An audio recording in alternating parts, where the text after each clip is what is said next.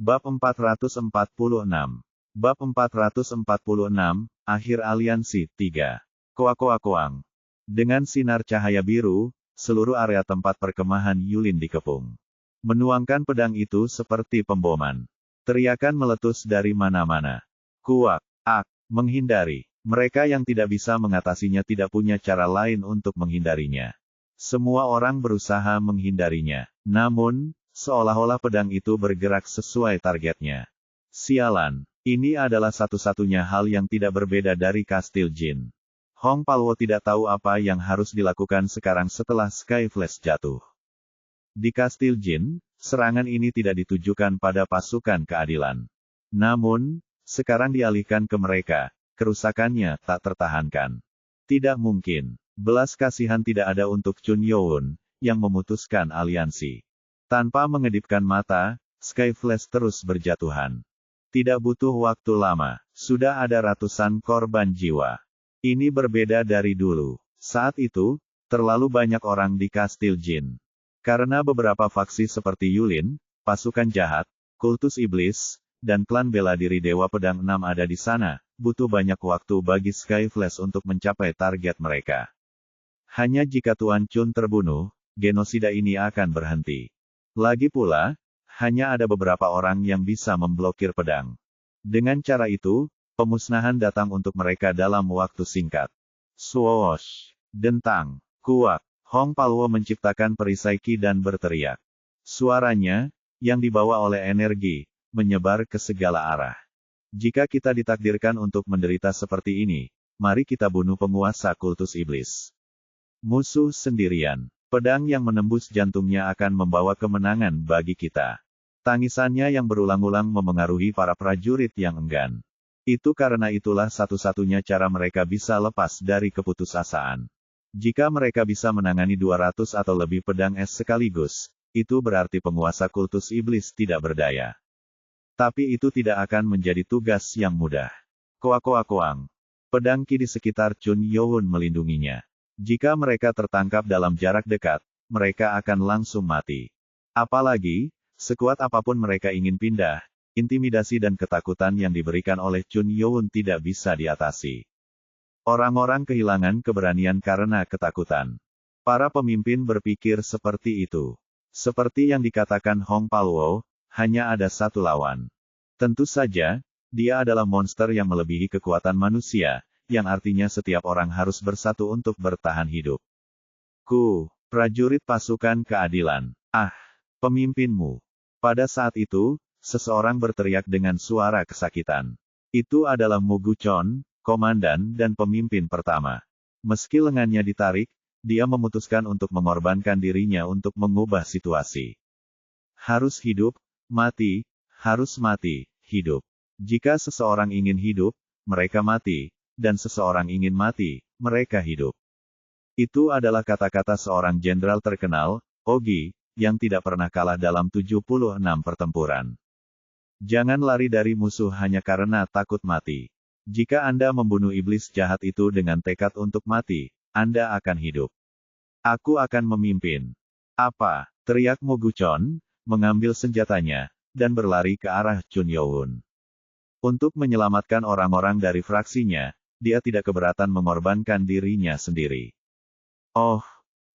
Itu berbahaya. Orang-orang di sekitar berteriak kaget, tapi sudah terlambat. Mu Guchon berhasil mencapai jarak 20 langkah dari Chun Youn. Mengusir. Aku harus menanggung ini. Koang. Dia menarik semangat juangnya sendiri dan bergerak, mencoba memblokir pedang yang datang untuknya. Kuak. Meskipun dia terus memuntahkan darah karena kekuatan di setiap pedang es, dia tidak berhenti bergerak maju.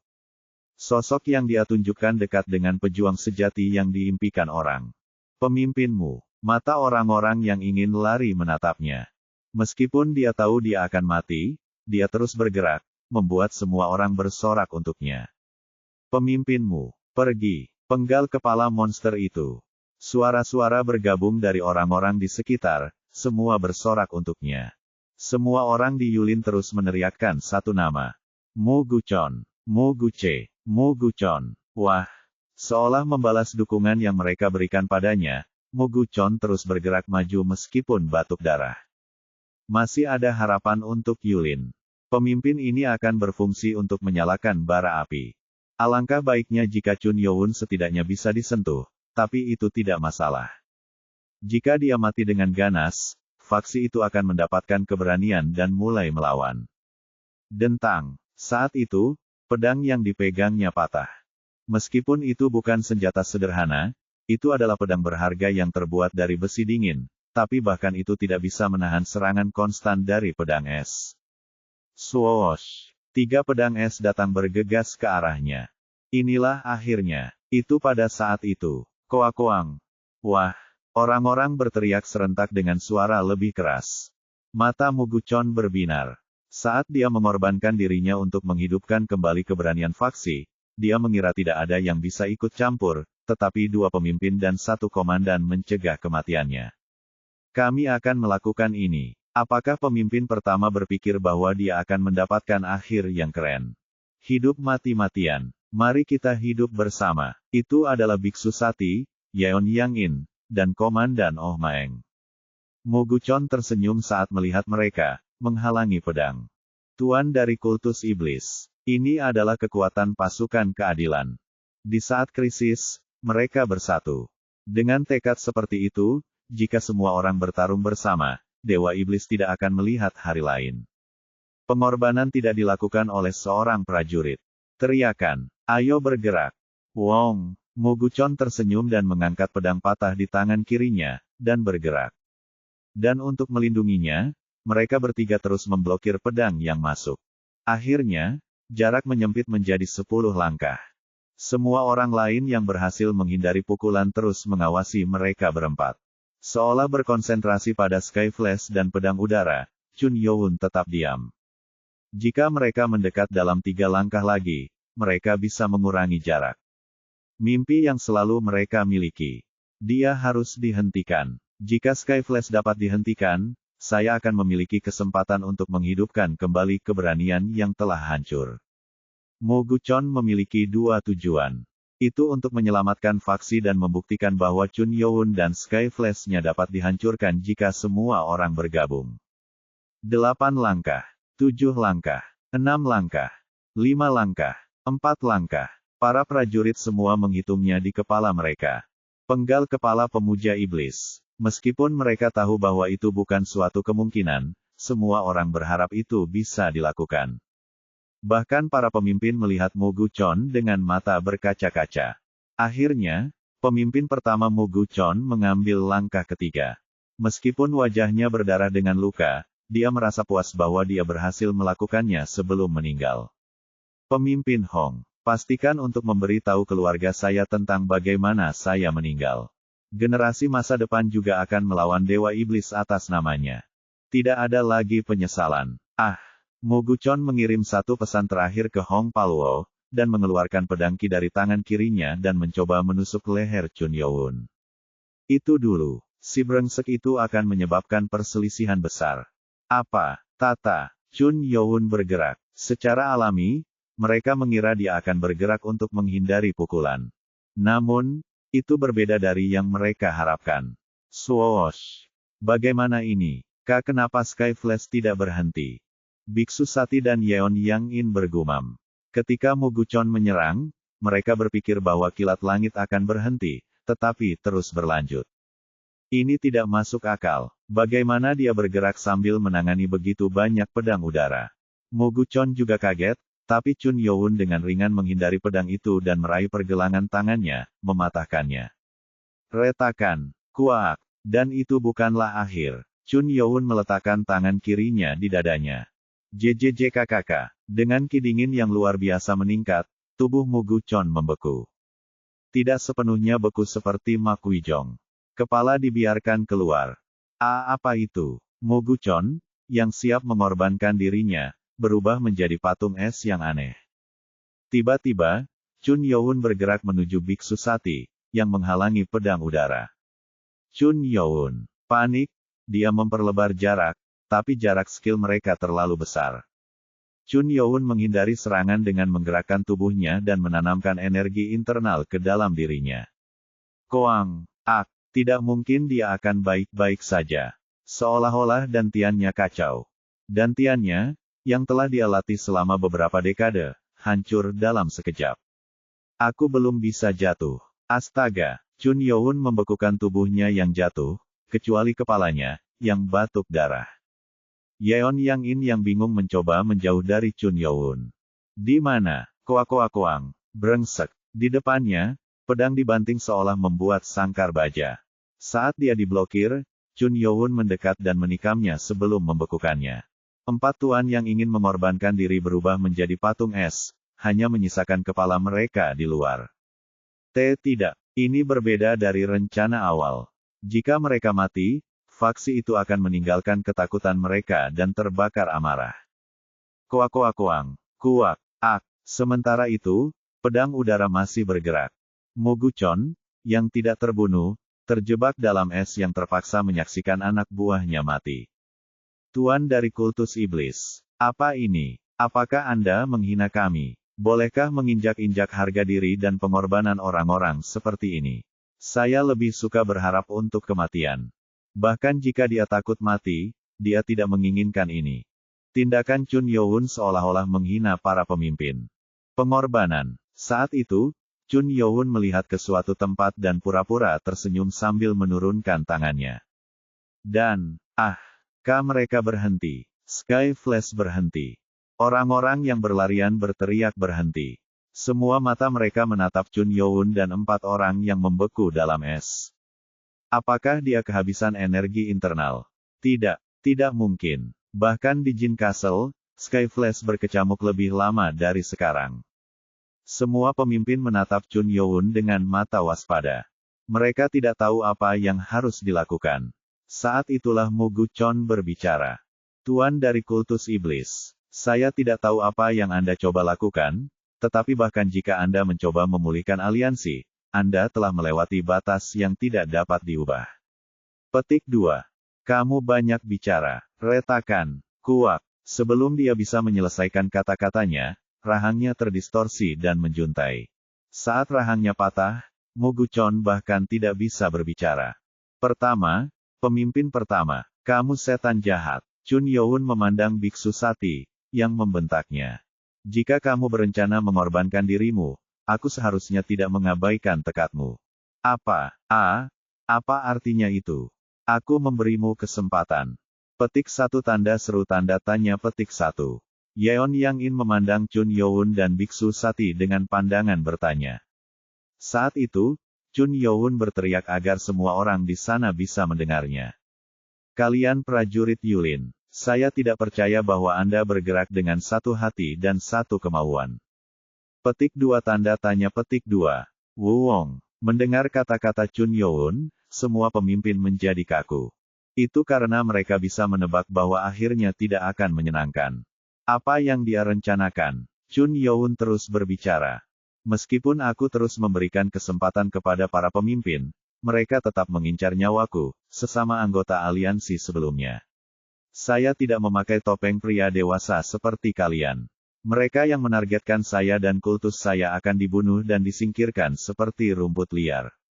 Mendengar suara yang memperingatkan mereka, semua orang menelan ludah. Chun Youn memandang semua orang dan berbicara. Izinkan saya memberi Anda kesempatan khusus untuk melakukan pengorbanan besar. Saya tidak suka menciptakan situasi seperti itu, dan saya tidak berniat membantai ribuan orang. Karena saya bukan pembunuh yang haus darah. Wong, dia tidak ingin menyembelih. Apakah Lord of the Demonic Cult menjangkau? Semua orang menjadi waspada. Beberapa, yang mencoba untuk hidup sampai beberapa saat yang lalu, memiliki harapan. Melihat itu, para pemimpin bertanya-tanya mengapa Chun Youn mengatakan hal seperti itu. Tidak, kita tidak bisa diguncang seperti ini. Hong Palwo menyadari bahwa itu berbahaya bagi faksi, jadi dia berbicara. Tuan Chun, apakah Anda berpikir bahwa kami akan dengan mudah terpecah jika Anda mengguncang kami seperti ini? Chun Youn menjawab dengan tatapan dingin. Saya tidak perlu membagi. Ini masalah sederhana untuk dipertimbangkan. Biarkan aku memberimu pilihan. Ini sepenuhnya tergantung pada para pemimpin dan komandan untuk memilih. Mendengar kata-kata Chun Youn, Hong Paluo menggigit bibirnya. Dia menyadari niatnya. Tidak ada pembagian. Apakah dia mencoba meyakinkan para prajurit untuk menyerahkan pemimpin mereka sebagai ganti nyawa mereka? Menciptakan perpecahan adalah cara hidup seorang pengecut. Semua orang memandang Chun Youn. Tuan dari kultus iblis. Itu semua salahmu. Untuk menggunakan intimidasi seperti itu, ini hanya akan mempersatukan kita. Mengatasi rasa takutnya, Peng Giu berteriak. Tuan dari kultus iblis. Saya pikir mereka yang melihat trik bodoh Anda lebih suka mengorbankan diri mereka sendiri. Kamu salah paham. Apa? Pilihannya sederhana. Anda dapat menukar nyawa anggota keluarga Anda dengan para pejuang yang mengikuti Anda atau sebaliknya. Saya akan memastikan untuk mengampuni siapapun yang Anda putuskan. Petik 1 tanda seru tanda tanya petik 1. Saat mereka mendengar kata-kata Chun Youn, tidak ada yang bisa menyembunyikan kebingungan mereka. Apalagi pemimpinnya. Dia pikir mereka akan memilih antara prajurit dan pemimpin, tapi bukan prajurit atau keluarga mereka. Ketika dia berbicara tentang mengorbankan keluarga dan kerabat mereka, Peng Giu berteriak. Mengorbankan keluarga. Omong kosong apa? Peng Giu terdiam. Dia lupa apa yang ingin dia katakan. Chun Youn berbicara dengan suara dingin. Bukankah ini dibenarkan? Pengorbanan yang kalian sangat inginkan harus seberat ini, kan? Bab 447. Bab 447, akhir dari aliansi, 4. Beratnya mengorbankan orang lain. Itu berbeda dengan mengorbankan diri sendiri. Bahkan pemimpin Muguchon, yang mencoba membangkitkan semangat para prajurit dengan mengorbankan dirinya, tidak dapat menyembunyikan keterkejutannya ketika mendengar kata-kata Chun Youn. Keluarga dan kerabat. Peluang yang disarankan oleh Chun Youn adalah sesuatu yang dia temukan dengan menemukan celah dalam kata-kata Muguchon. Sebaliknya, jika dia memilih untuk meminta nyawa para pemimpin, semua klan akan memilih untuk bertarung sebagai satu kesatuan. Namun, dia menguji mereka dengan melibatkan keluarga mereka. Dia membawa dilema. Bukan hanya dia, bahkan para pemimpin lainnya juga sama. Untungnya, Biksu Sati dan biksu lain dari klannya tidak memiliki anggota keluarga. Namun reaksi semua orang menunjukkan bahwa mereka merasa terganggu dengan perkataan Chun Youn. Bahkan Peng Giu merasa tersesat. Peng Giu tidak tahu harus berbuat apa saat melihat tatapan dingin Chun Youn. Apapun akan baik-baik saja, tetapi upaya Chun Youn untuk mengguncang para prajurit berhasil. Aku tahu dia pintar, tapi Lord of the Demonic Cult ini benar-benar. Hong Paluo menggelengkan kepalanya. Dia, ketua asosiasi pengemis, juga tidak memiliki anggota keluarga. Jadi dia bisa melihat seluruh situasi dengan cara yang luas dan tenang. Langkah Chun Youn yang satu ini sudah cukup untuk memecah belah faksi. Aku tahu tentang para prajurit, tapi yang lain. Ada kelompok prajurit dan pejuang sukarela yang bergabung dengan mereka. Dan mereka adalah penganut keadilan sebagai ideologi mereka, tetapi tidak mungkin bagi mereka untuk memilih kematian tanpa sebab. Ini perlu diatasi. Mereka harus datang dengan solusi yang tepat. Bukan hanya Hong Paluo tetapi semua pemimpin lainnya yang berada dalam dilema tidak dapat berbicara. Sulit untuk menyerahkan nyawa sendiri, tetapi tidak mungkin mereka bisa membawa keluarga mereka sendiri ke kematian mereka. Saat pikiran naik, riak tumbuh. Wong, jika keluarga mereka penting, apakah kita mati? Bahkan selama pengintaian, mereka semua berbicara tentang pengorbanan demi keadilan, tapi bukankah ini hanya omong kosong belaka? Kemunafikan seperti itu, bisikan kecil dari semua tempat bisa terdengar. Chun Youn memandangi mereka. Lucu bahwa para pemimpin yang menganjurkan pengorbanan berada dalam dilema saat dibutuhkan. Terlepas dari waktu atau usia, ini tidak pernah berubah. Rasanya seperti melihat 6 klan dari kultus iblis. Memberi mereka lebih banyak waktu sepertinya sia-sia. Chun Youn mengangkat tangannya. Srur, rona biru muncul di pedang es, yang menunggu di udara, menunggu untuk menembak kapan saja. Dia berbicara, menatap orang-orang yang bingung.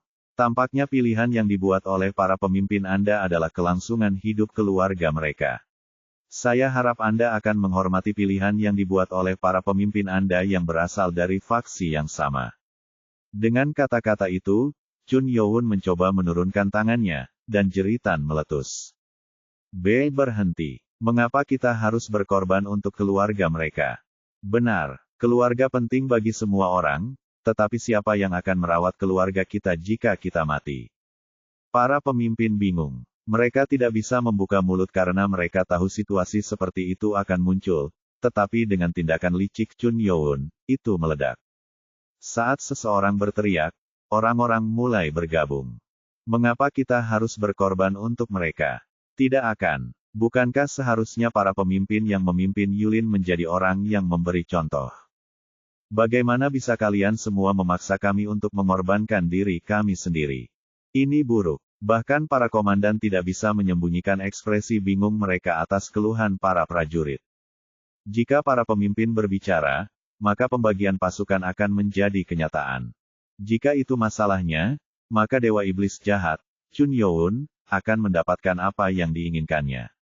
Yeon Yang-in memanggil Chun Youn. Tuan Chun, apa tindakan pengecut ini? Tugas di sini harus berakhir di sini. Untuk membawa keluarga kita ke dalam ini. Menanggapi teriakannya, para pemimpin lainnya juga ikut berteriak.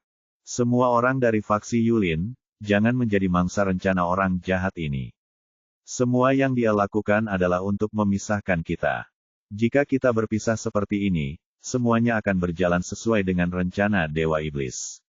Kita perlu bekerja sama dan mengalahkan kejahatan ini. Terlepas dari teriakan mereka yang memanas, orang-orang tampaknya tidak yakin. Sebaliknya, hal itu tampaknya membuat mereka gusar. Salah satu anggota pedang putih maju dan menunjuk Yeon Yang-in dan berteriak. Apakah kamu pikir kami bodoh? Tentu saja, kita tahu bahwa dia mencoba memecah belah kita. Tapi mengapa kalian para pemimpin dan kepala klan tetap diam tanpa mengucapkan sepatah kata pun? Ya, dia benar. Jika para pemimpin benar-benar menganggap kami sebagai orang-orang Anda, maka Anda seharusnya berbicara sebelumnya, tetapi mengapa Anda memilih untuk tutup mulut? Dalam sekejap, mulut Yeon Yang-in terkatup. Seperti yang mereka katakan, tidak ada satupun pemimpin yang maju untuk mengorbankan keluarga mereka demi para prajurit. Sulit untuk menjawab karena keluarga mereka dibawa masuk, tetapi pada akhirnya, mereka lebih memilih kehilangan prajurit daripada garis keturunan mereka sendiri. Dan seberapa hebat timmu melawan Dewa Iblis? Tidak ada seorang pemimpin pun yang bisa melakukan apapun padanya, Touch. Pada akhirnya, tidak ada bedanya dengan mengatakan bahwa hanya kita yang akan mati. Saat jumlah orang yang berbicara meningkat, kata-kata yang berbeda masuk. Apakah kita jatuh cinta pada taktik dangkal seperti itu? Ini buruk. Tidak semua orang terguncang. Di antara klan, ada yang menghormati pemimpinnya, sementara ada yang tidak puas. Yang terakhir lebih berlimpah karena nyawa mereka dipertaruhkan. Pada saat itu, satu orang berbicara. Jika Anda benar-benar menganggap kami sebagai saudara perang Anda, bukankah para pemimpin harus menjadi orang yang berkorban? Apakah Anda orang berpikir bahwa keluarga Anda adalah satu-satunya yang penting? Lebih banyak nyawa dipertaruhkan jika keluarga kita dibiarkan sendiri. Itu matematika sederhana. Akibatnya, jika para prajurit Yulin mati, ribuan orang akan terbunuh demi beberapa pemimpin. Ketidakpuasan seperti itu menyebabkan kepala klan angkat bicara. Tidak, jadi Anda ingin kami membunuh anggota keluarga yang tidak ada hubungannya dengan ini. Bagaimana kalian bisa mengucapkan kata-kata seperti itu? Benar. Kalian dengan mudah menyalahkan kami, tetapi Anda menghindari fakta bahwa Anda tidak akan pernah mengorbankan diri Anda untuk kepala klan dan faksi. Pada situasi putus asa itu, Sati bergumam. Amitabha. Pada akhirnya, kata-kata yang seharusnya tidak diucapkan. Seperti yang dia takutkan, bahkan para pemimpin yang diam sampai saat itu kecewa dengan teriakan kepala klan. Bahkan mereka yang mengabdikan hidup mereka untuk pasukan keadilan tidak bisa menyembunyikan kekecewaan mereka. Berkat itu, suara ketidakpuasan semakin keras. Apakah semua orang sudah mendengar? Bagaimana kita bisa mempercayai mereka dan konsep keadilan mereka? Tuan Chun, kami tidak bisa berkorban untuk para pemimpin. Saya setuju dengan kata-kata mereka. Saya tidak bisa menyerahkan hidup saya. Saat satu atau dua dan kemudian ratusan orang berbicara, para pemimpin didorong ke jalan buntu. Para pemimpin memutuskan bahwa situasinya tidak dapat dibalik lagi. Begitu semua orang merasakan hal yang sama, sulit untuk membujuk mereka. Biksu Sati, pemimpin Hong, sayang sekali, tapi tidak ada yang bisa kita lakukan. Hong Palwo memandangi para pemimpin dan kepala klan. Itu memalukan karena tidak ada cara untuk mengubah pikiran para prajurit, dan melarikan diri sepertinya lebih baik. Para pemimpin lainnya mengangguk seolah mereka mengerti. Aku juga dari Pedang Putih. Saya setuju dengan pendapat banyak orang di sini. Bagaimana kita bisa berkorban? Saat itulah seseorang menyela dan berteriak. Amitabha, saudara-saudara pasukan keadilan. Bagaimana kita bisa jatuh cinta pada permainan iblis dan bertarung di antara kita? Atas nama komandan, saya akan berbicara di sini. Saya memerintahkan mundur dengan menutup mata terhadap apa yang terjadi di sini. Mundur. Ga Yeon yang memberi perintah. Hong Palwo adalah orang yang ingin menyatakan mundur sebelum kerusakan lebih lanjut terjadi. Saat mereka bingung, Ga Yeon berteriak sekali lagi. Kamu tidak harus memutuskan. Anda tidak harus terkena Sky Flash. Lari, mundur. Satu-satunya cara untuk menyelamatkan para prajurit adalah jika mereka melarikan diri. Pah, begitu pesanannya jatuh, beberapa orang terkejut. Mereka adalah kepala klan. Apa kita kabur sekarang? Itu memalukan dan memalukan. Satu-satunya pemikiran di benak para pemimpin adalah bahwa mereka harus keluar dari tempat ini dan melindungi anggota keluarga mereka. Mereka saat ini berada di tempat yang dikelilingi di tiga sisi. Atas rencana menyedihkan mereka, Chun Youn menggelengkan kepalanya.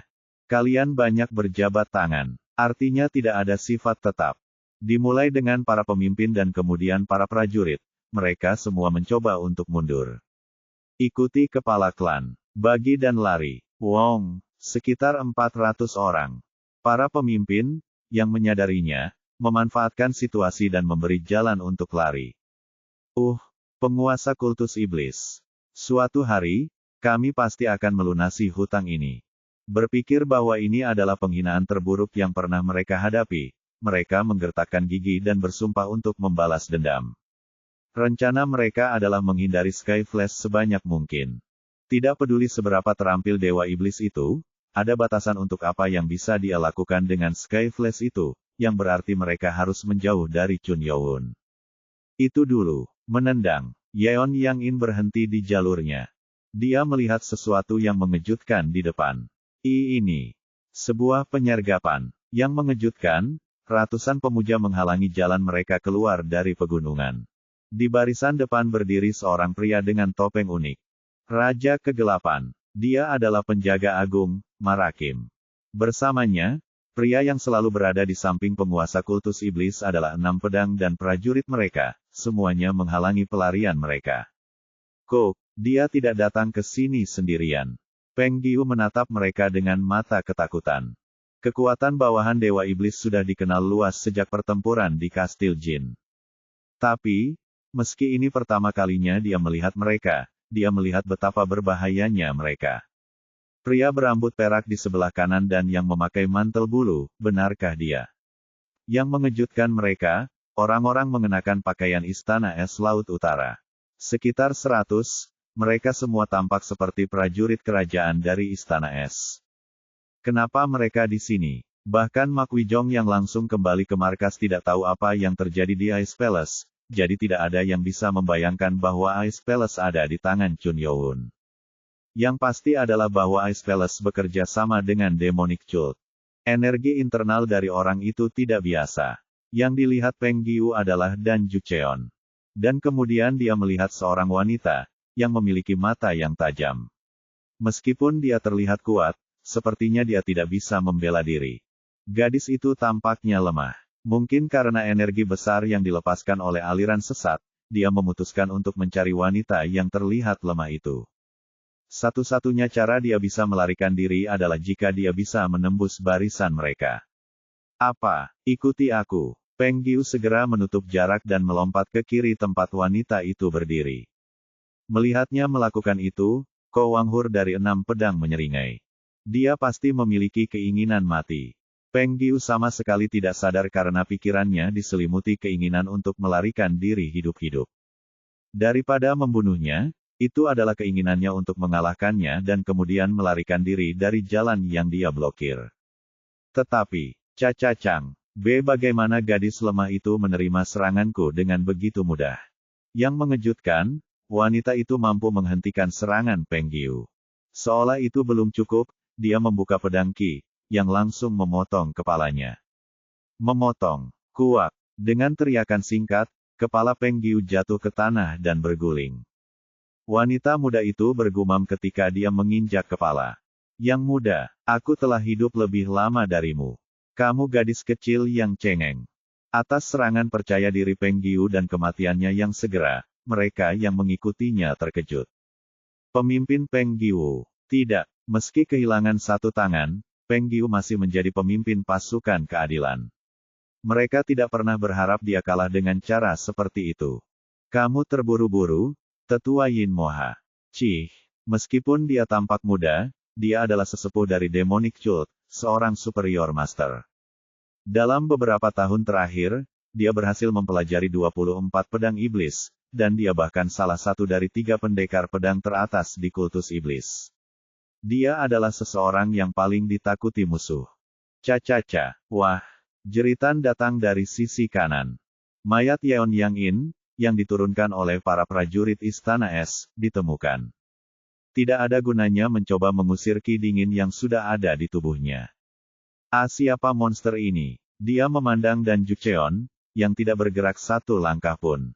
Dia, yang terkuat di utara, berada di level yang sama dengan 5 prajurit terkuat. Maaf untuk sekutu lamaku, tapi tidak ada yang bisa melewati tempat ini. Wayne, ki dingin naik saat dia mengambil setiap langkah. Mata para pemimpin Yulin yang memandangnya diwarnai keputusasaan. Kepala yang melihat ini mendecakkan lidah mereka. Dia tidak sengaja menghentikan kita. Mereka sudah memblokir jalan keluar kita. Ada alasan mengapa Chun Youn tidak membuat pedang udaranya mengikuti mereka. Dia yakin anak buahnya akan menghentikan mereka, sementara Yulin mengira dia tidak bisa mengendalikan pedang udara setelah jarak tertentu. Meski banyak yang mencoba mundur, sekitar 3.000 orang masih berada di lokasi. Mereka memilih. Karena aku tidak memilih sekutu sebagai rekan, aku hanya berusaha menyelamatkan keluargaku sendiri. Mereka memandang pahit pada para pemimpin. Meski memimpin Yulin, para pemimpin tidak bisa begitu saja mengorbankan ribuan orang. Yang tersisa hanyalah harapan bahwa Chun Youn akan menepati janjinya. Pedang es tidak menunjukkan tanda-tanda menghilang. Saat itulah seseorang berbicara. Tuan Chun, kami menerima tawaran Anda. Saya ragu Anda akan melanggar sumpah Anda. Petik 2. Dia melirik pedang es di atas. Dia tidak perlu mengatakan apa-apa. Dia meminta Chun Youn untuk menyingkirkan pedang es dan tidak mengancam mereka. Saat Chun Youn mengangkat tangannya, pedang itu menghilang. Wow, tapi, pedang es lainnya masih bergerak di udara. Apa artinya itu? Petik 2. Tuan Chun, kenapa kamu tidak membubarkan semua pedang? Jangan khawatir, aku menepati janjiku. Mendesah. Mendengar kata-kata Chun Youn, para prajurit menghela nafas. Jika dia berubah pikiran dan memutuskan untuk membunuh mereka, tidak ada yang bisa menghentikannya. Bergerak. Pada saat itu, para prajurit kultus iblis melintasi lokasi tersebut dan membawa 5 kotak kayu besar, dan menempatkannya di dekat Chun Youn. Saat mereka meletakkan kotak-kotak itu, pria berkerudung merah, yang tampaknya bertanggung jawab atas kotak-kotak itu, angkat bicara. Letnan Hubong membawa itu kepada Tuhan seperti yang diperintahkan. Kerja bagus. Pemuda itu adalah Hubong, letnan dari 6 pedang. Hubong menatap para prajurit dengan mata ingin tahu dan berbicara dengan Chun Youn. Kamu bisa membawa mereka bersamamu. Mengapa kami harus memasukkannya ke dalam kotak? Apa yang sebenarnya ada di dalam kotak-kotak itu? Para cultis membuka tutup kotak kayu. Mereka semua dipenuhi dengan benda-benda hitam kecil. Wong, melihat perasaan dan ekspresi gelisah di wajah mereka, Chun Youn berbicara. Semua orang akan mengambil sebagian, dan kemudian kamu bisa pergi. Apa artinya ini? Tidak, Apakah ini racun? Seorang prajurit bertanya dengan suara gemetar. Chun Youn menganggukkan kepalanya dengan santai. Petik 1 tanda seru tanda tanya petik 1. Semua anggota terkejut dengan jawaban yang jujur. Kepala klan, Seong Jin Kyong, tidak bisa menyembunyikan amarahnya dan berteriak. Lo Tuan Chun, bukankah Anda mengatakan bahwa Anda akan menyelamatkan kami? Lalu mengapa Anda memberi makan kami dengan dogmatisme seperti itu? Jelas bagi siapapun untuk bertindak seperti itu. Dengan senyum sinis, Chun Youn menjawab. Kamu ingin hidup, kan? Pria ini tidak berniat membiarkan siapapun hidup. Pedang es berputar, memancarkan energi yang sangat besar, mendesak para pemimpin dan kepala klan untuk memutuskan. Bab 448. Bab 448, yang terjebak di Gunung Changbai, 1. Pasukan Yulin dikelilingi oleh 3 gunung. Setelah pertempuran, tempat tinggal pasukan berlumuran mayat, darah, dan bau busuk. Bahkan mereka yang meninggal di tempat ini saja melebihi total 2.800. Semua kepala klan teratas, kecuali 6 pemimpin pasukan keadilan, masih hidup. Uhuk-uhuk, ada seorang wanita yang meneteskan air mata saat melihat mayat. Wanita cantik yang tidak pernah menangis begitu banyak sekarang memiliki mata bengkak. Dia adalah Jegal Sohi, ahli strategi. Saya minta maaf. Aku sungguh minta maaf. Dia terus menggumamkan hal yang sama berulang kali sambil melihat mayat. Orang-orang Yulin akan berduka atas kematian mereka, tetapi mengapa dia meminta maaf? 2 orang menatapnya dari gunung. Seorang lelaki tua berjanggut pendek, Chun Inji, mantan penguasa kultus iblis. Dan di sebelahnya, seorang pemuda dengan rambut panjang dan mata tenang, memandang rendah hasil pertempuran, penguasa kultus iblis saat ini, Chun Youn. Terima kasih telah menghormati keinginan orang tua ini. Chun Inji memandangi orang-orang yang mengungsi tanpa daya di dasar gunung. Mereka adalah orang-orang yang selamat dari Yulin. Di antara klan, yang paling banyak bertahan adalah kuil Shaolin. Ada lebih banyak darah daripada yang saya harapkan. Tidak peduli seberapa kuat seseorang, wajar jika tidak ada yang mau dipermalukan. Chun Inji menatap mayat-mayat itu dengan mata sedih. Pada akhirnya, ada lebih dari 600 orang yang menolak meminum pil hitam itu dan terbunuh. Di antara mereka, Seong Jin Kyung, yang berteriak, berjuang sampai akhir. Di antara para pejuang yang menyerah dan berusaha menyelamatkan nyawanya, banyak yang melepaskan harga dirinya karena memiliki keluarga. Namun, bahkan mereka tidak mau meminum pil dan mengkhianati faksi mereka. Itu adalah pilihan mereka. Bagi Chun Youn, tidak ada alasan untuk melepaskan orang-orang yang tidak mematuhinya. Ketika dia pertama kali mengetahui tentang rencana mereka untuk mengirimnya ke Dewa Timur, dia ingin memusnahkan semua orang. Namun, tiba-tiba rencananya berubah karena pertentangan 2 orang.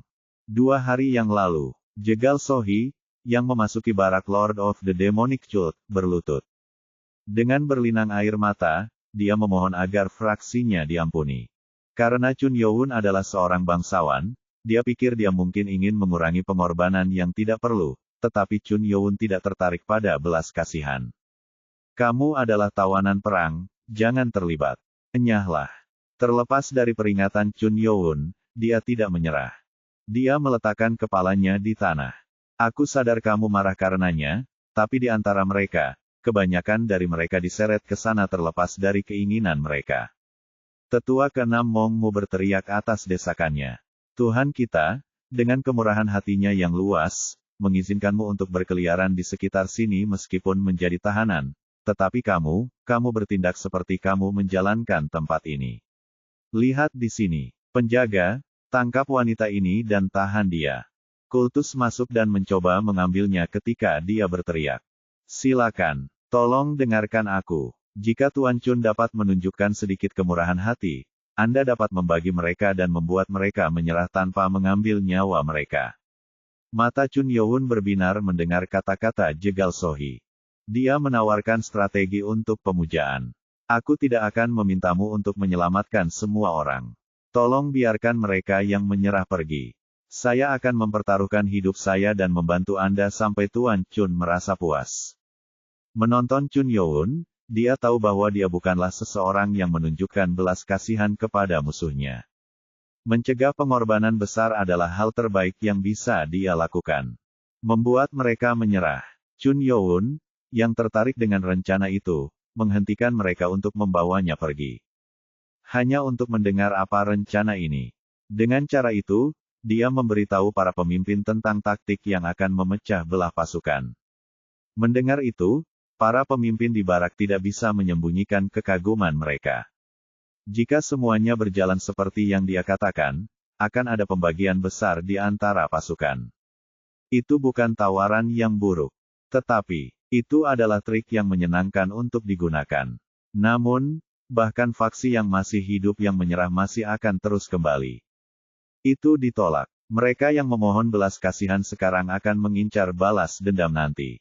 Chun Youn tidak berniat membiarkan orang hidup, tahu bahwa dia akan menjadi target mereka. Lord Chun, bawa dia. Jegal Sohi yang datang untuk mengemis dengan sedikit harapan diseret keluar dari barak.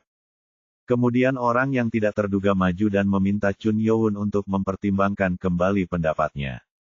Dia adalah Chun Inji. Chun Inji, yang meminta percakapan pribadi, berbicara dengan Chun Youn. Kakekmu ini ingin kamu mempertimbangkan kembali kata-kata anak jegal itu. Itulah sebabnya saya telah memberikan banyak kesempatan kepada para bajingan Yulin itu. Belas kasihan lebih lanjut kepada mereka tidak ada gunanya. Tidak ada gunanya mempertimbangkan kembali, bahkan jika itu adalah kakeknya sendiri. Chun Youn lah yang memberikan banyak peluang kepada pasukan keadilan yang terus berusaha menikamnya, semua demi melawan klan bela diri Dewa Pedang 6. Tapi sekarang, dengan kekuatan di sisinya, dia tidak harus mengampuni pasukan keadilan. Fakta bahwa orang-orang itu berkemah di Gunung Changbai untuk memusnahkan anak buah Chun Youn dan mendorongnya ke dalam pertempuran maut dengan Dewa Timur. Aku tahu apa yang kamu maksud, tetapi beberapa tidak datang atas kemauan mereka sendiri, seperti yang dia katakan. Di samping itu, fakta bahwa ada biksu dari kuil Shaolin. Chun Inji tidak ingin para biksu itu terluka karena mereka berada di kuil yang sama dengan milik temannya, Gujung. Namun, keputusan ada di tangan Chun Youn. Chun Inji yang mengira Youn tidak akan mengubah keputusannya, mengubah pendekatannya. Orang tua ini ingin memberitahumu sesuatu. Apakah Anda tahu arti dari Wulin? Kurung siku buka ... kurung siku tutup. Penegasan diam, lanjut Chun Inji. Izinkan saya memberitahu Anda, membunuh musuh bukanlah satu-satunya keterampilan. Jika Anda mencoba mengatur segalanya dengan kekuatan dan kekuatan, akan ada akibatnya. Itu tidak salah. Ada pepatah bahwa seorang penguasa harus memiliki kebajikan. Tidak mungkin membunuh semua musuh. Dan menaklukkan mereka adalah cara yang paling umum untuk memerintah. Chun Youn mengangguk pada kata-kata itu. Apa yang diceritakan kakeknya, dia sudah tahu tentang itu. Dia juga tidak berniat untuk membunuh musuh. Bahkan jika dia memberi mereka banyak kesempatan, mereka akan terus datang kembali untuk mengambil nyawanya. Namun, fakta bahwa Chun Inji sedang berbicara. Saya pikir itu karena hubungannya dengan Sein Gujung, rekannya itu. Dia mungkin akan meminta anggota kuil Shaolin untuk dibebaskan. Namun, jika dia membunuh semua yang lain dan menyelamatkan para biksu Shaolin, maka kuil tersebut akan menghadapi dampak di faksi, jadi dia memutuskan untuk menggunakan ide jegal Sohi. Mengerti. Karena kakek telah mengatakannya, saya akan menunjukkan belas kasihan kepada mereka. Chun Youn yang membaca niat Chun Inji menerimanya. Itu untuk menyelamatkan wajah kakeknya. Kurung siku buka ... Terima kasih. Saya hanya akan menambahkan satu hal lagi ke rencananya. Itu pilnya. Awalnya, rencana Sohi diakhiri dengan mengembalikan mereka yang menyerah. Tapi Chun Youn tidak seperti itu. Dia memastikan bahwa para penyintas tidak akan mencoba hal bodoh hanya karena dia menyelamatkan mereka. Peringatan untuk pasukan keadilan. Karena lebih dari 2.000 orang meminum pil tersebut, Yulin bahkan tidak bermimpi tentang balas dendam. Dan dengan itu, tempat itu dibersihkan. Semua mayat ditinggalkan di sana, dan pembersihan juga tidak memakan waktu lama. Sekarang kita menuju ke Gunung Changbai.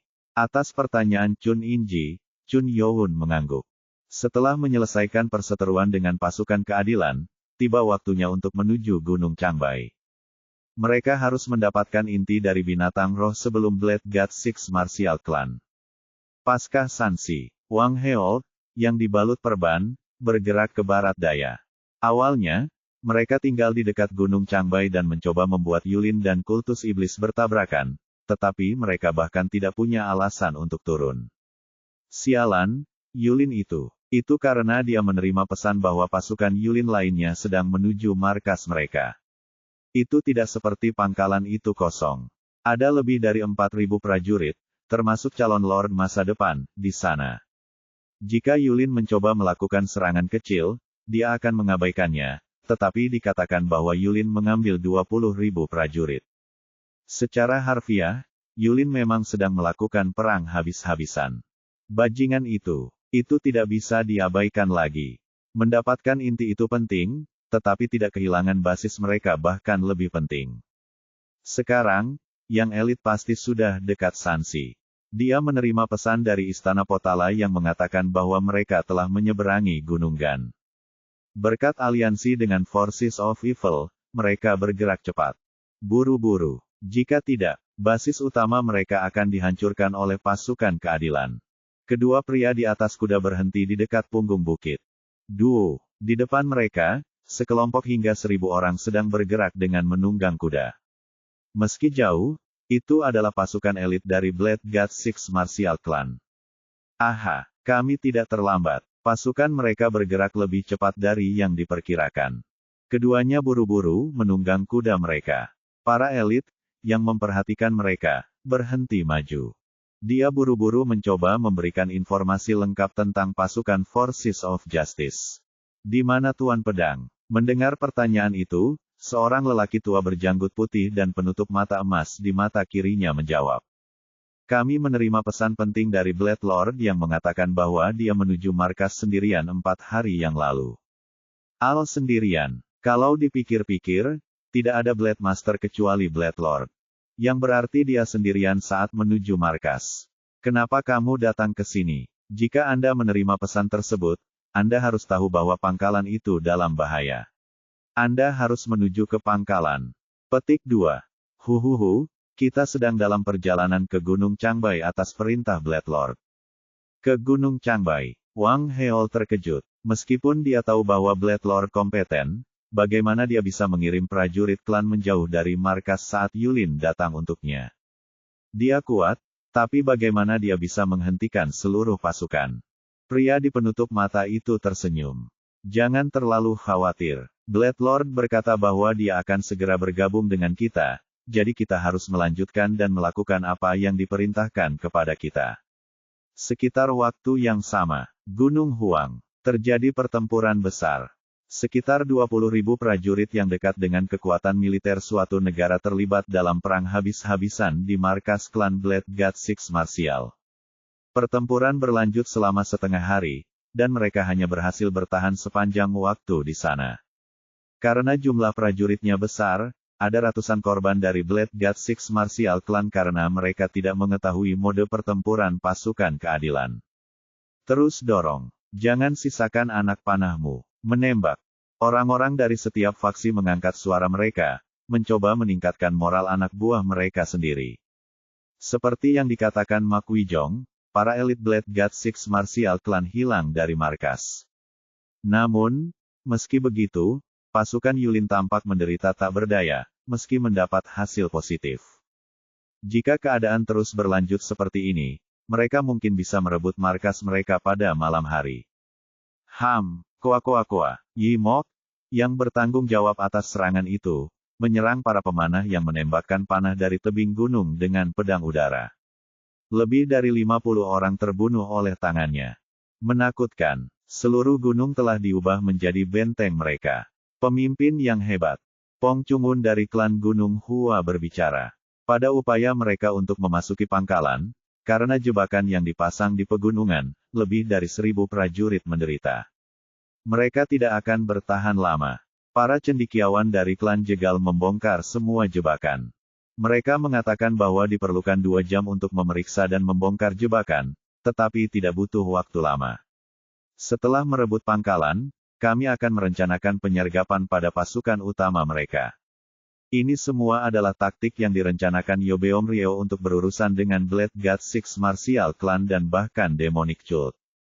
Perang habis-habisan. Jika mereka tidak berhasil, maka Yulin akan jatuh ke masa terburuk mereka. Mari kita menangkan perang ini hari ini dan meletakkan dasar bagi keadilan. Prajurit pasukan keadilan. Wah! Teriakan dari Yimok, semua prajurit berteriak. Semua orang tahu pentingnya perang ini, jadi mereka berjuang keras untuk menghancurkan semua pertahanan. Swoosh! Kuak! Pria lain dibunuh oleh master dari klan Blade God Six Martial. Semua anggota elit seharusnya pergi, tapi sepertinya ada beberapa orang yang dekat dengan level Supermaster. Di sana, pada saat itu, Yimok memperhatikan orang yang menembakkan panah dan hendak meluncurkan pedang udara. Kamu adalah pemimpin pasukan keadilan. Kejut, seorang pria tak dikenal dengan topi bambu berdiri di depan Yimok.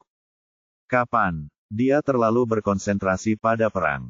Dia bahkan tidak menyadarinya sampai pria itu datang sangat dekat dengannya. Dan Yimok seharusnya menjadi salah satu dari 5 prajurit terkuat. Siapa? Kedok. Pong Chungun dari klan Gunung Hua terkejut karenanya. Dia juga tidak menyadari kapan pria ini muncul. Sudah lama sejak seseorang mengarahkan pedangnya padaku. Dengan kata-kata itu, pria bertopi bambu itu dengan ringan mengusap tangannya. Energi besar dilepaskan. Koak, wah, kuak, kuk, hal-hal mengejutkan terungkap. Seolah-olah jalan yang tak terlihat telah dibuat oleh pria itu, sebuah garis lurus ditarik oleh energi tersebut. Retakan. Bahkan tubuh Pong Chungun yang memotong garis tersebut terpotong menjadi 2. Dia bahkan tidak bisa berteriak sebelum tubuhnya terbelah 2, jatuh di kedua sisi. Gedebuk. Pemimpin Pong. Musuh melampaui level manusia.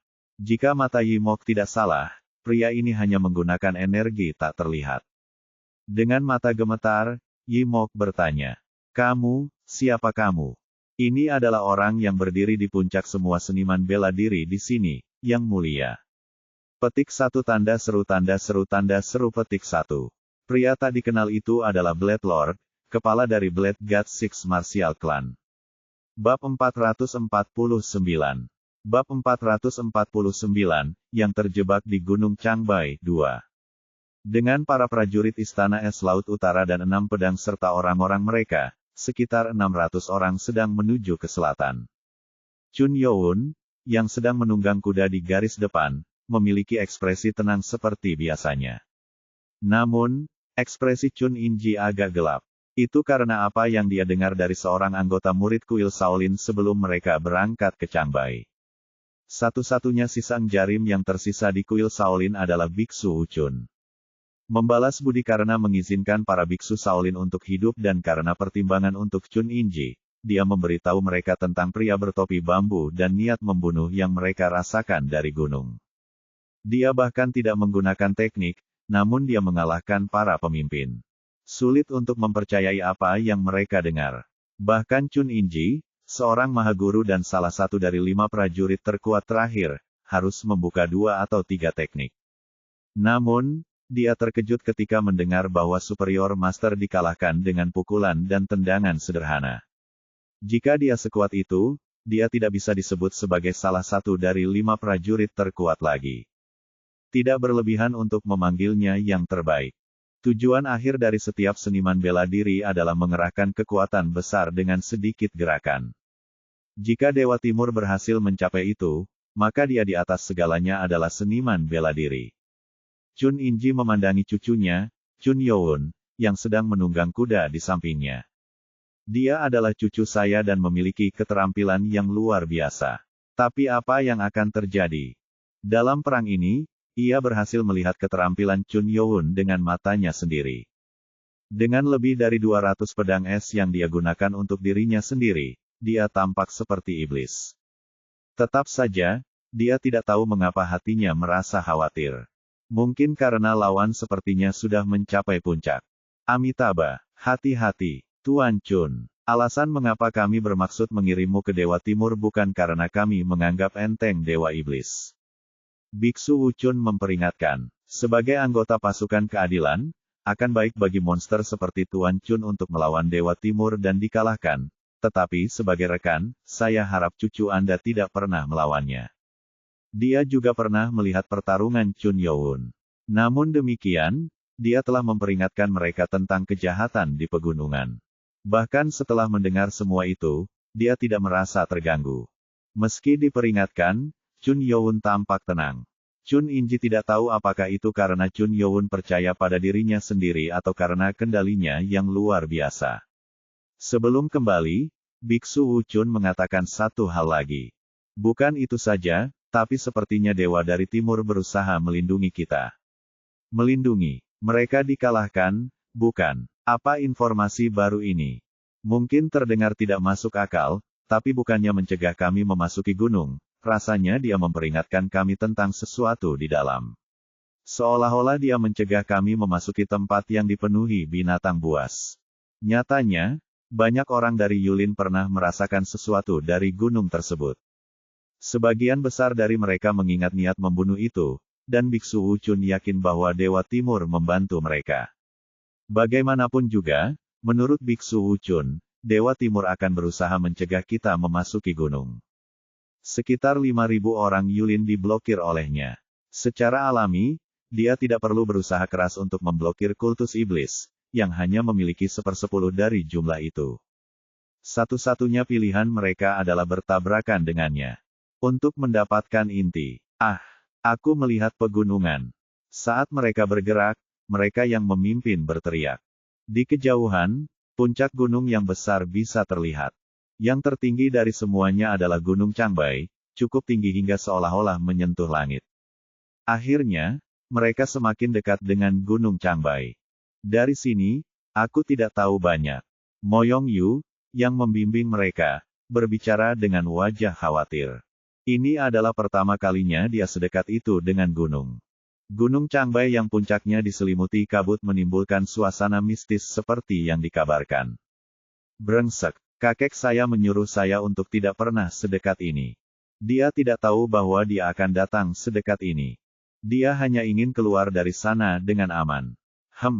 Chun Youn mengeluarkan erangan kecil saat dia mengagumi gunung yang luas itu. Gunung itu sepertinya penuh energi, cukup misterius untuk disebut magis. Sepertinya tempat terbaik untuk melatih energi internal seseorang. Aku belum merasakan energi khusus. Dia membuka inderanya dan mencoba merasakan energi apapun, tetapi dia tidak bisa merasakan energi dari yang disebut Dewa Timur. Hanya energi kecil dari binatang buas yang bergerak. Tujuan awal mereka adalah untuk mendapatkan inti, tetapi sejak dia mendengar tentang Dewa Timur, dia punya rencana lain. Ketika saya sudah dekat, saya akan mencari tahu lebih banyak. Jika Dewa Timur benar-benar menghalangi masuknya Gunung Changbai, maka dia pasti akan bertemu dengannya. Ketika Chun Youn mengangkat tangannya, tetua ke-6 Monmu memberi perintah. Teruskan. Ya, kultus yang berhenti mulai bergerak maju dalam garis sempit lurus. Tidak seperti Chun Inji, yang khawatir, sebagian besar pemuja dan 6 pedang bergerak tanpa rasa khawatir. Mereka sudah lama menonton Chun Youn, jadi mereka yakin tidak ada yang bisa mengalahkan tuan mereka, Chun Ma generasi kedua. Hu Bong yang sedang menunggang kuda bertanya pada Ko Wang Hur yang ada di sebelahnya. Penyu naga memiliki kepala seperti naga dan cangkang kura-kura, jadi apakah Feng Bo akan menjadi harimau berbulu putih? Mungkin begitu. Seperti namanya, itu pasti harimau. Dan harimau diketahui memiliki bulu oranye dengan garis-garis gelap. Hehe, karena namanya Feng, itu pasti sesuatu yang berhubungan dengan angin. Mungkin dia punya sayap. Menakutkan. Petik 1 tanda seru petik 1. Hu Bong menjadi waspada dan menoleh bahkan sebelum berbicara. Ko Wang Hur juga terkejut dengan energi menyeramkan yang dia rasakan. Bukan hanya mereka berdua. Wayne, kuda-kuda mulai meraung. Membuat pemimpin di depan berhenti tiba-tiba, dan barisan yang mengikuti mereka berhenti dengan sedikit tabrakan. Gedebuk. Seketika, semua burung yang duduk di pohon di dekatnya terbang menjauh. Seluruh area bergetar, menciptakan perasaan menakutkan bahwa hutan adalah tempat yang tak tersentuh. Tidak ada satu orang pun yang tidak bisa merasakan energinya. Niat membunuh macam apa ini? Go, niat yang sepertinya ingin mengganggu siapapun yang mendekatinya. Bagi mereka yang memiliki keterampilan rendah, niat ini akan membuat mereka tercekik dan ketakutan. Yah, dia ada di sini. Dia benar-benar pantas disebut penjaga Gunung Changbai. Di mana dia? Chun Inji melihat sekeliling dengan wajah kaku. Mustahil untuk menentukan dengan tepat orang yang melepaskan lokasi energi ini. Aneh. Chun Inji tidak bisa memahami permusuhan yang kuat ini. Terutama mencoba menakut-nakuti orang tanpa bertemu langsung. Pria ini pasti salah satu dari 5 prajurit terkuat, tapi permusuhan terhadap yang tidak diketahui terlalu kuat. Yowun ah. Chun Inji menatap cucunya. Tapi itu aneh. Chun Yowun, yang telah menunggang kudanya beberapa saat yang lalu, sekarang berwajah kaku. Matanya menyipit seolah sedang berkonsentrasi pada sesuatu. Apakah dia gugup? Dia benar. Chun Yowun merasakan sensasi yang belum pernah dia rasakan sebelumnya. Bahkan ketika berhadapan dengan Master Top, dia tidak pernah merasakan emosi ini sebelumnya. Namun, pemilik niat membunuh itu berbeda. Itu bukan energi manusia, itu seperti energi dari binatang buas, tapi dia tidak bisa membuat tebakan yang sempurna. Yang akan datang, apa? Mereka semua tampak kaget. Dari tempat tatapan Chun Yowun diarahkan, terdengar suara seseorang terbang. Swoosh! Sesuatu bergerak dengan kecepatan luar biasa dan terlihat seperti sedang terbang mendekat. Seperti saya, sama seperti Chun Yowun. Saat Chun Yowun mengangkat tangannya, pedang naga putih ditarik keluar dari pinggangnya. Sesuatu tertabrak. Kedok, dentang, suara senjata jatuh, badai energi yang hebat terjadi, dan orang-orang di sekitar mereka mundur. Hah, kekuatan apa? Chun Inji, Marakim, dan bahkan Dan Jucheon, yang semuanya adalah maha guru, menahannya, tetapi meskipun demikian, mereka terdorong mundur 10 langkah. Gemetar, Chun Yowun memandangi pria yang bertabrakan dengan White Dragon Blade miliknya. Seorang pria berusia awal 30-an mengenakan gaun hitam dengan mata tajam dan senjata unik. Apakah itu pedang? Itu berbeda dengan pedang biasa yang digunakan oleh orang-orang di Wulin. Seolah-olah itu terlalu tipis dibandingkan dengan pedang biasa dan melihat pedang itu. Kekuatannya tidak biasa. Sudah lama Chun Yowun merasa seperti itu.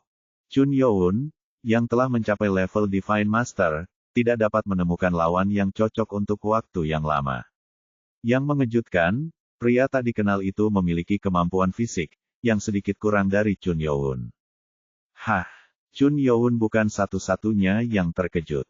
Pria berbaju hitam menggumamkan sesuatu seolah-olah dia bersemangat tentang hal itu, tetapi bahasanya berbeda.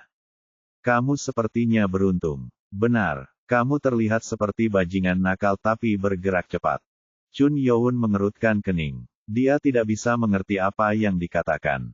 Sepertinya bukan bahasa Jianghu. Nano, suara Nano bergema atas panggilan Chun Yowun. Meskipun ada banyak dialek yang tercampur, itu adalah bahasa Korea. Korea, itu adalah bahasa sebuah negara yang terletak di bagian timur dataran tengah. Ini membuat Chun Yowun dengan cepat mentransfer bahasa yang disebut bahasa Korea ke dalam kepalanya. Dalam sekejap, dengan kesemutan di kepalanya, bahasa asing Korea terlintas di benaknya. Kemampuan untuk mendapatkan informasi dengan segera adalah yang terbaik. Aku harus membunuh mereka semua sebelum bajingan itu datang.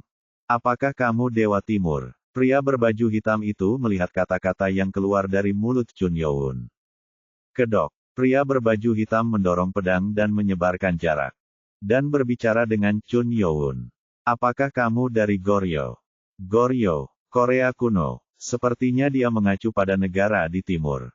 Chun Yowun menggelengkan kepalanya. Kemudian pria berbaju hitam itu menggerutu kecewa. Aku tahu itu. Tidak mungkin seorang pria dari Goryeo datang ke utara seperti ini. Benar.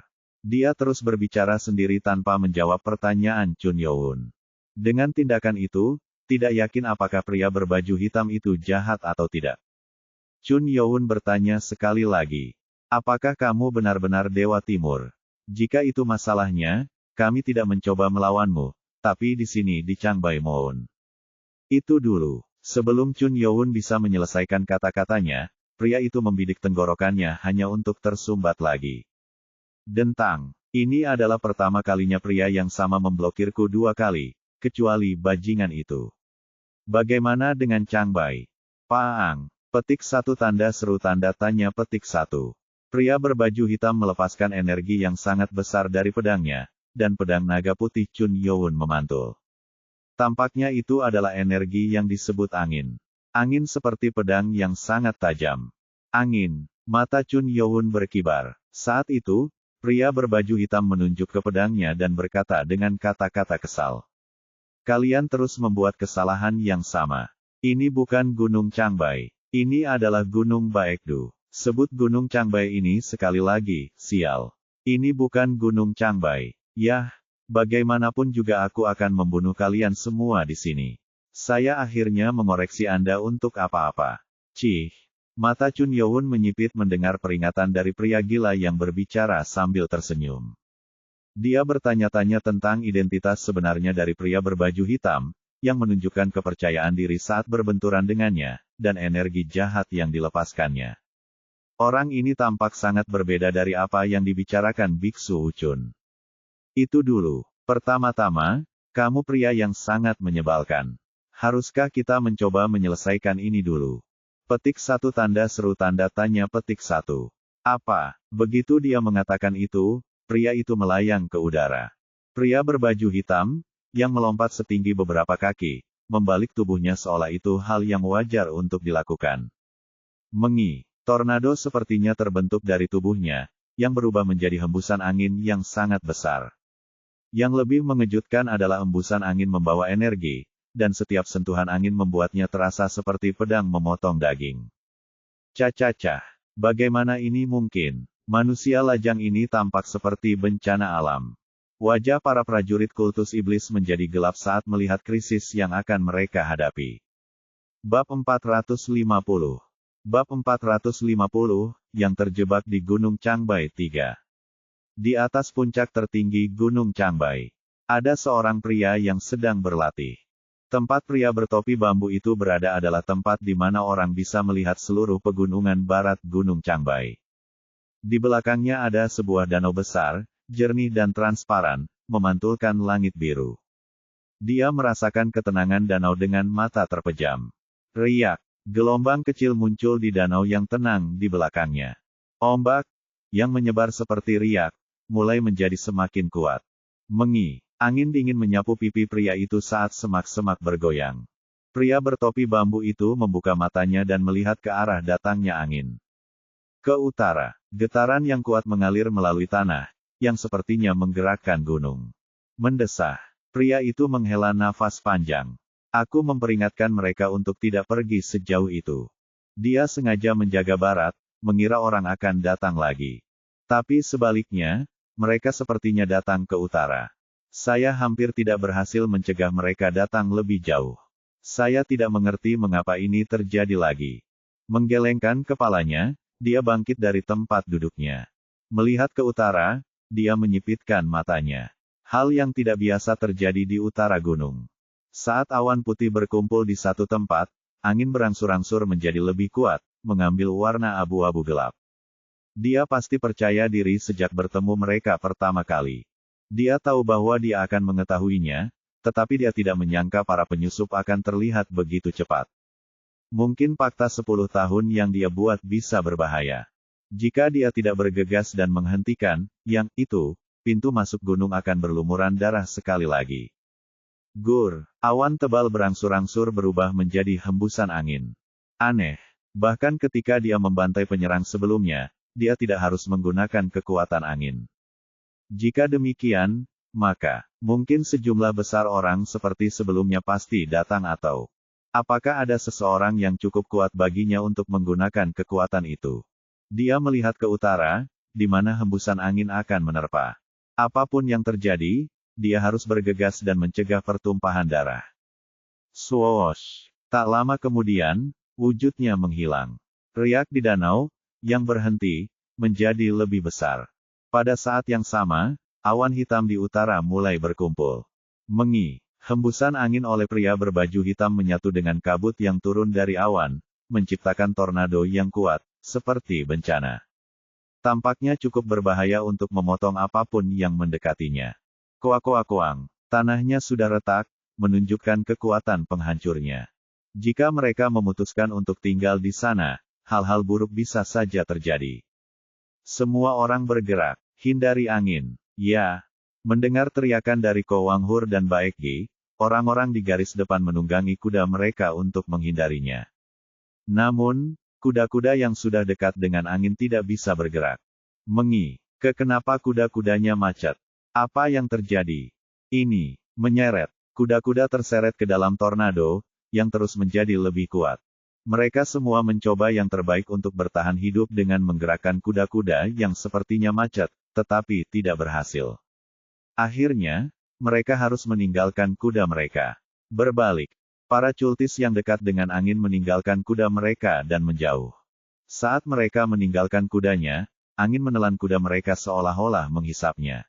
Swoosh! Dorongan, kotoran, kuda-kuda. Anggota kultus yang menonton itu tidak bisa menyembunyikan keterkejutan dan ketidakpercayaan mereka.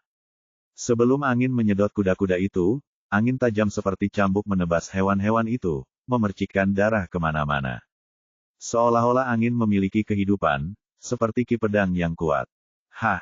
Itu seharusnya menjadi ledakan sederhana. Hubong, yang terkena cipratan darah kuda, tampak bingung. Konyol jika bencana alam terungkap, dan bahkan jika itu terjadi, tidak mungkin manusia dapat mencegah kerusakan yang disebabkan oleh bencana.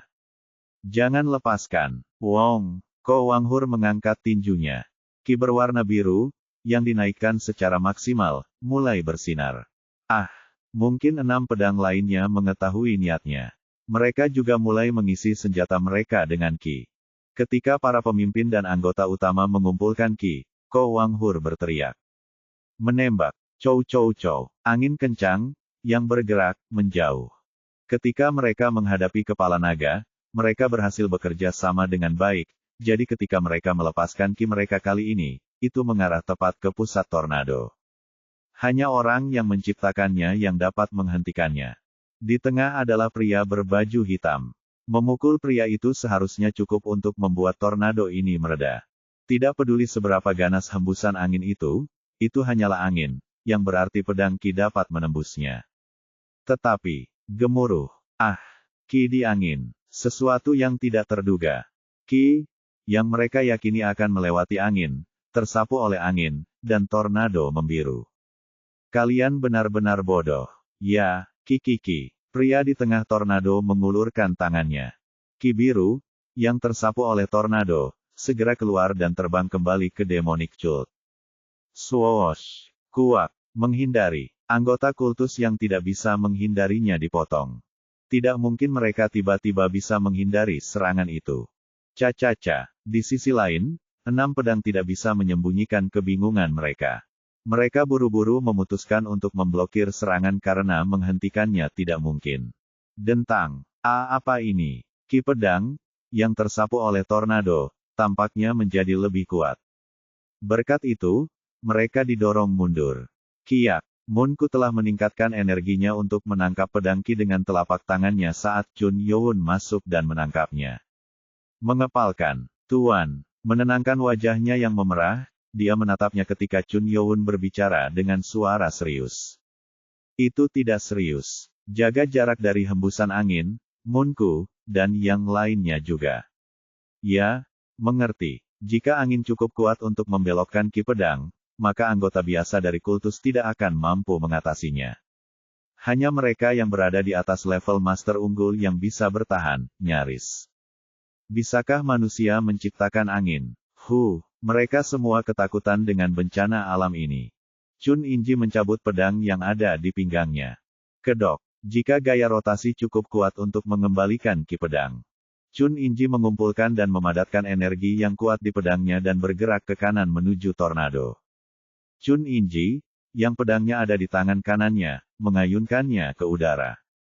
Pedang, yang bergerak dengan sendirinya, terbang menuju tornado seolah-olah hidup.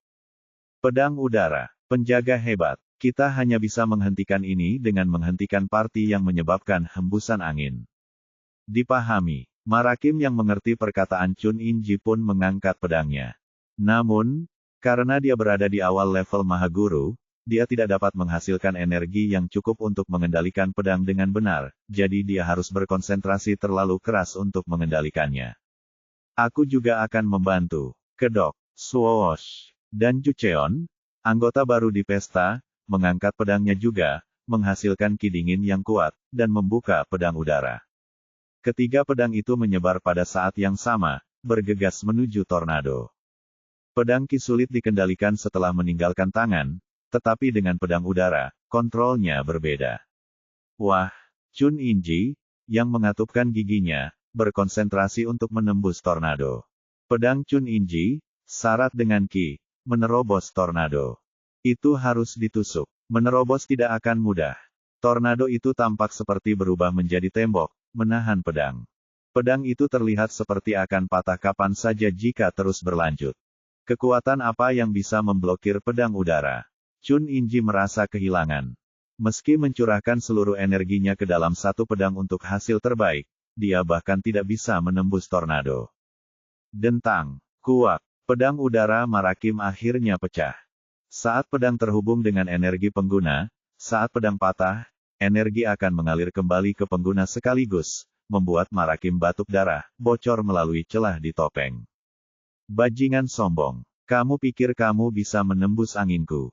Retakan, saat angin semakin kencang, pedang yang digunakan untuk memotongnya patah. Kuak, gedebuk, Chun Inji, yang membuka pedangnya, batuk darah dan terhuyung-huyung saat jatuh berlutut.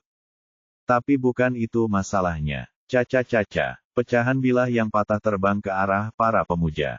Takut, Chun Inji mencoba membuat penghalang energi untuk menghentikan pecahan pedang mengenai para pemuja. Tidak, itu dulu. Papapak, energi meningkat dari belakang para pemuja di garis depan, dan semua fragmen diblokir. Chun Youn lah yang menghentikan serangan itu. Jika dia terlambat sedikit saja, semua pemuja di depannya akan terluka.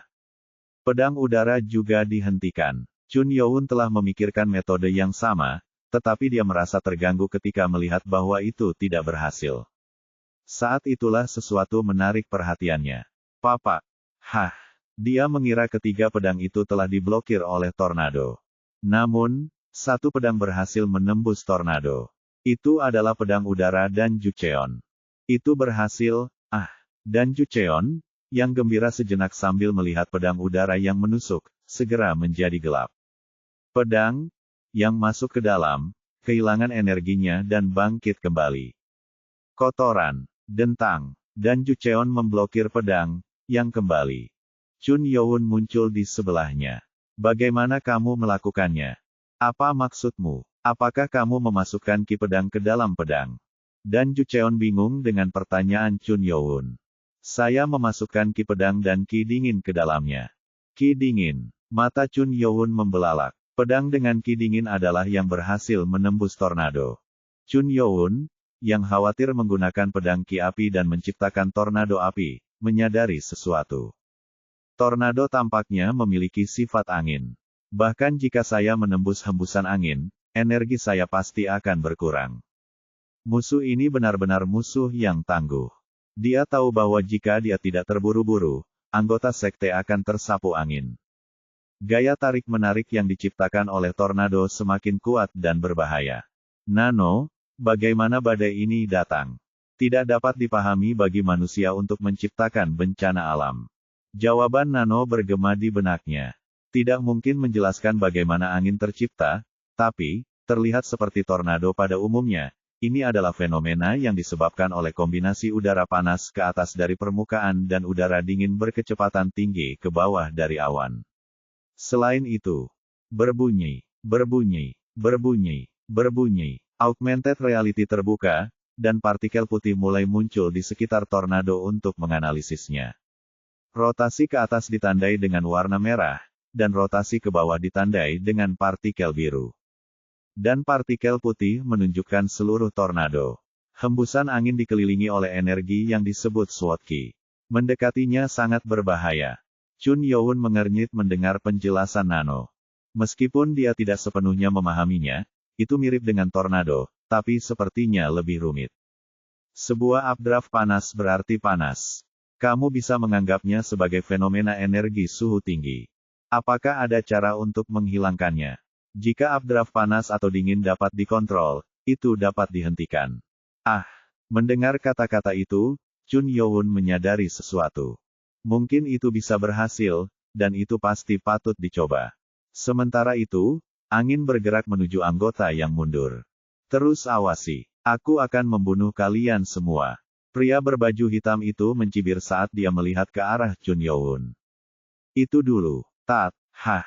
Chun Yo-won memblokir embusan angin yang bergerak menuju para anggota.